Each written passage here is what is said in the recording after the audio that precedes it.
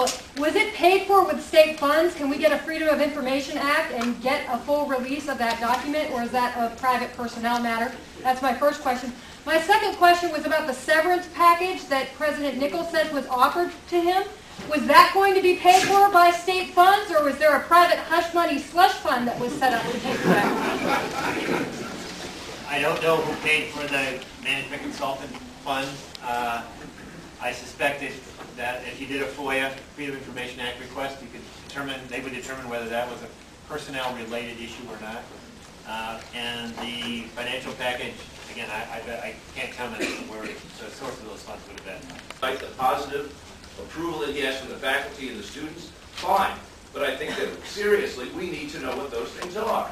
Because if we have a president who is going to act in a fashion that is at odds with what the board thinks is in our best interest, we as a faculty need to advise that person to say, hold it, you're not going to get your contract renewed because of blah, blah, blah. This is not the way an open society should evaluate the most important person, not the most important, but one of the most important people in the society. This is a university. They gave him hush money because maybe they were accustomed to pay hush money. Maybe in their world, when you get fired, you get some money to quiet yourself down so you don't talk to your other corporate buddies. This is not that. This is not a company. This is not a political party.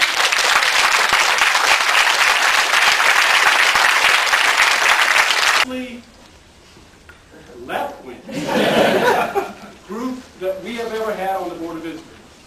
There are lots of Democratic activists. There are people who are Democratic lobbyists on this board. They are a group of very thoughtful people who have the best interest of the College of William & Mary at heart. They did not make this decision on ideological grounds. I take what they say at face value. I know them. They would not lie about this. There are a lot of people who've angered me a great deal on the other side of the issue who are claiming victory on ideological grounds. And I think we would do ourselves a great disservice if we affirmed their position. So, if it wasn't an ideological decision, what was it? And I'll speak a little bit to John's question. I think it had to do with leadership style. I think Gene Nickel did things without consulting anyone. And I think that is a very poor way to make decisions in a community. My friend who speaks for the board. You know, how in the world did we end up with Michael Powell as president of the university? I'm sorry.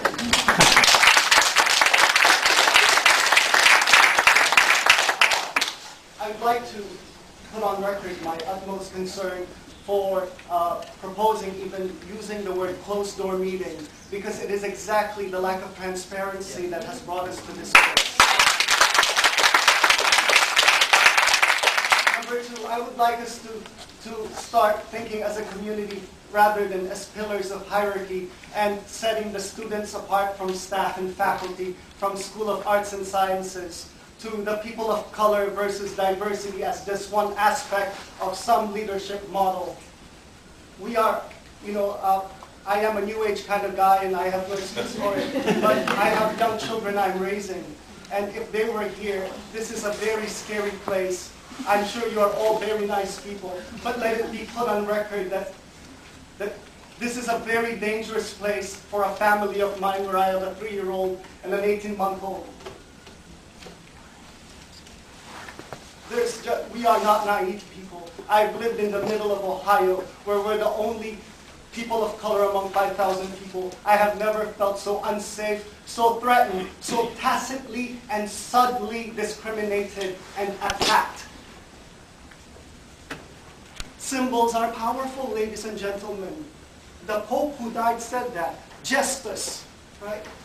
So please, start thinking for the benefit of all. We are all people.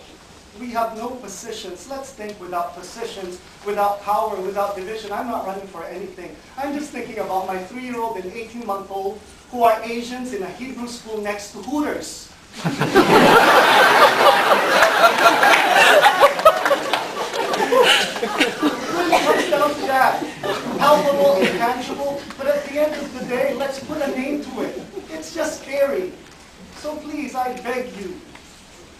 beg you, right? I love my students, whether they're left, center, right, up, down, right? Let's start thinking like a community, please.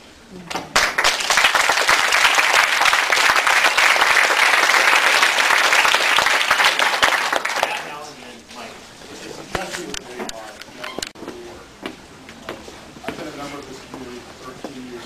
I'm an alumnus of the college. I donate money to the college every year. I volunteer in the Mission Plaza in South Carolina. My wife is along with the college. I'm speaking for myself. I'm speaking as somebody who's intimately involved in a lot of events here, including co-chair of the Committee on Religion and Public University. I had to deal with that, I had to deal with what is set up, I had to deal with publications by the president after it was set up.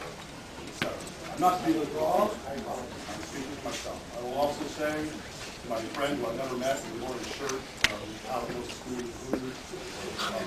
I think this is a wonderful community. I love it. I have two children who are also racial. Who are also racial minorities. I love the community all the time. I think it's very nice. Is there anything I can do to help you feel more included in this community? I hope you'll respond. I'm up to anything I can do, seriously.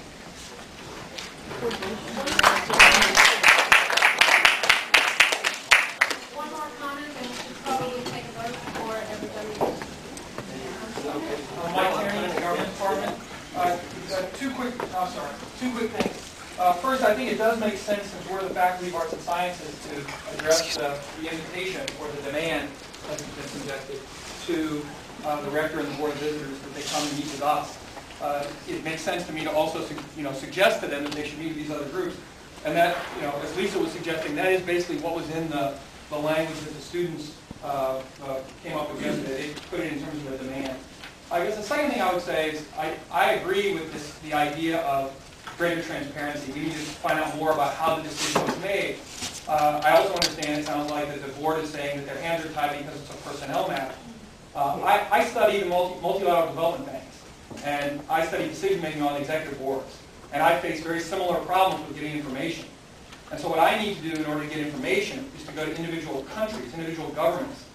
And they are allowed to, spill, they can say whatever they want. It's just that the banks itself, the executive boards the staff can't release the minutes or anything.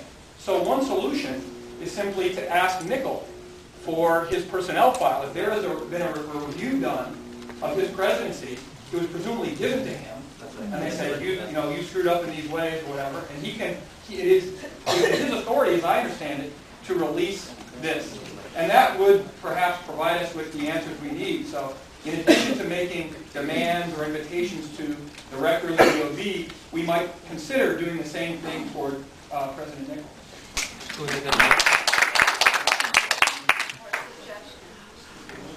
Mike? Is this a motion or a suggestion? And can we make another motion? There are comments over there. Friendly amendment? Comments over this